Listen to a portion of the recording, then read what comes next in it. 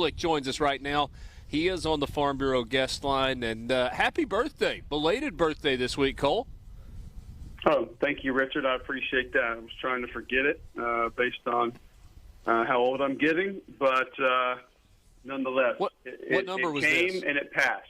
So what number was too this? high is what it is. It's too high to even really keep up with anymore. So I don't even know. Come on, man. You're only as old as you feel, though, right? And I probably feel older than I actually am. So that's the worst part. Yeah, well, you've had a few surgeries along the way. I want to talk offensive lines with you. And they're three of the four teams that I'm really intrigued with when you talk Ole Miss, Kentucky, Mississippi State, Texas A&M. Let's start with Mississippi State. You've watched this group a year ago. Charles Cross there, at times really good, and then at times they had issues, like in the Egg Bowl with especially Scott Lashley over on the right side. Can this Mississippi State team handle Texas A&M's defensive line linebackers enough to give Will Rogers time to do what he does and have the Bulldogs a chance to have success? I think they can. I think what you're going to see from Texas A&M, which will probably lead to kind of what you talked about, still holding true. That you're going to get a couple of plays where it's frustrating, but you're going to get a lot of plays where everything's okay, is they're pretty young up front, and they give you splash plays. But consistently, that A&M front has not put together great play after great play, drive after drive. You know, it'll be a good play or two good plays in a row, and you'll see a guy in the backfield or a guy get a tackle for loss or a guy get a quarterback pressure, and then that'll kind of disappear for a series or 3 or 4 plays. So the inconsistency should allow Will Rogers and Mississippi State to be able to find yards against Texas A&M. I think one of the other parts that could be beneficial is I go back to this game a year ago. You know, we had that game, Richard, and Mike Leach really slowed things down in that game. And he's done that a little bit more this year. He's been a little bit more willing to hand the ball off this year. But would not surprise me if they get off to a good start to maybe see more of that, bleed that play clock down, you know, kind of wait to get lined up a little bit. And I think that helps that group have an understanding of where different individuals are going to line up, what the different looks that you're going to get is. Maybe you get the defense to tip their hand some, doesn't give them time to adjust and maybe move their front, which makes it easier for you to have an understanding of what's coming. So I have confidence that the Mississippi State offensive line, listen, they played great against Arizona, but there were still times in which things broke down. When you're setting in a pass pro set that many times a game, and different defensive players are able to just tee off and work their moves and turn speed to power and do different things and work all these arm mechanics that defensive linemen are working through, they're going to get you at some point in time. It's going to happen. But that's why the ball's got to come out quickly, and that's why Will has to have an understanding that this is not going to be an offense that you can just sit always and survey the field because of the difficulties that your offensive line is going to face. Cole, on the other side of that, if Mississippi State's able to limit A&M's running game to whatever extent, and they put the game into Max Johnson's hands, do you have faith in his ability to win the game for Texas A&M? I do not, and it's not all on him, Brian. I think a portion of that is his offensive line has been inconsistent. I thought A&M had a chance to be one of the better groups in the SEC this year. Reuben Fatherly, big physical tackle, played good ball last year as a freshman. Layden Robinson is just a bulldozer of a guard. Bryce Foster was coming back at center. Now, he hasn't been healthy, so I think that's one reason they've been slowed down a little bit. He wasn't in the lineup early in the season. So I do think that there are some things that are kind of hampering them some. Kenyon Green's gone. He was their best lineman a year ago. But, I expected them to operate a little bit better than they have. They've turned some guys free. They've lost some one-on-ones. And those are some things that just can't happen. And then on the other side of that is Anaya Smith is now gone, which Anaya Smith is not a real true outside receiver anyway. But they don't have a lot of guys that you would consider as erasers or playmakers, guys that can take over a game at wide receiver.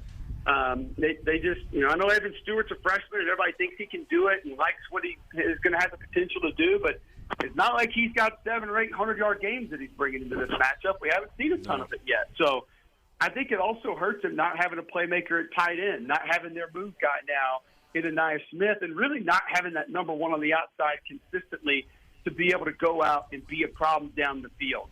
All of that with the fact that there are times that Max Johnson does sort of look lost, does get confused.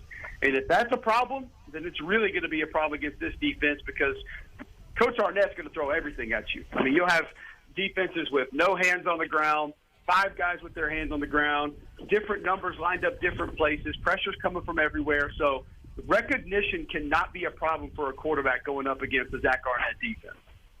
Cole, let's go about 90 miles down the road to Oxford, where Ole Miss and Kentucky will meet Saturday morning. And I'll go back to the offensive line thing. I think because of the reputation that John Schlarman built when he was the offensive line coach, that attitude, that kind of mindset that they brought to the table, you have in your mind that Kentucky's got a great offensive line. And they've been anything but, 16 sacks allowed through 4 games this year.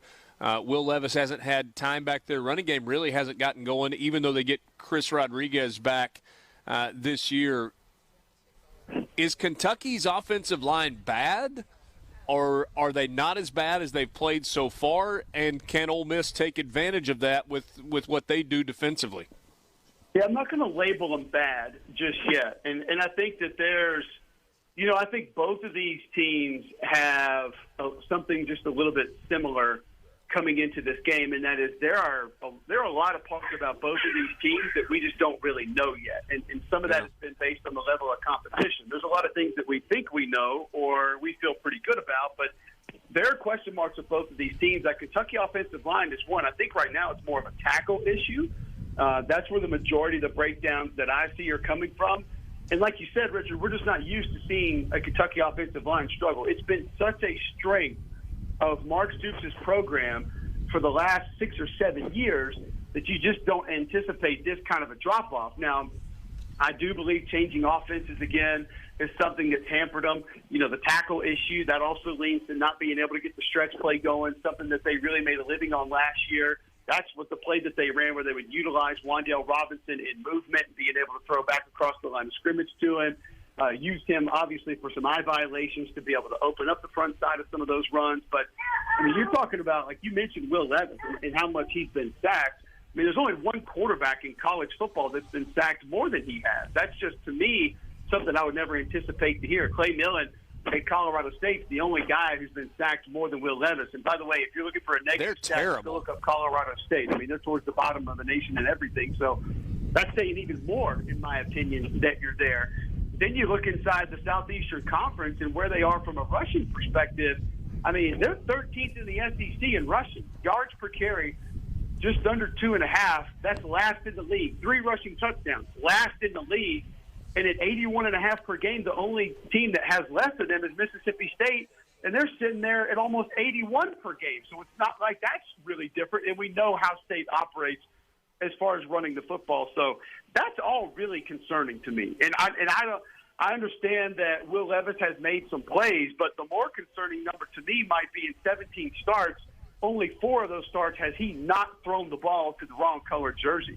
But he's got an interception in all but 4 games that he started. So he has been willing to give the football to the opposition through the air, and that can't happen. I think some of what you'll see is some design plays to utilize his legs a little bit more, try to help protect the football a little bit more, and then maybe use that to force that Ole Miss defense to respect the backside of run plays and help things front side open up some more. Because Kentucky cannot go into this game and just say, we're going to play bully ball, let's have a backyard fight, let's meet in an alley, or let's have a phone booth-style fist fight and go win it. They're not that team this year. They have been the last 6 or 7 years, but, Richard, they're not that team this year. So it's going to take a little bit more creativity on offense for Kentucky to find success against Ole Miss Saturday morning.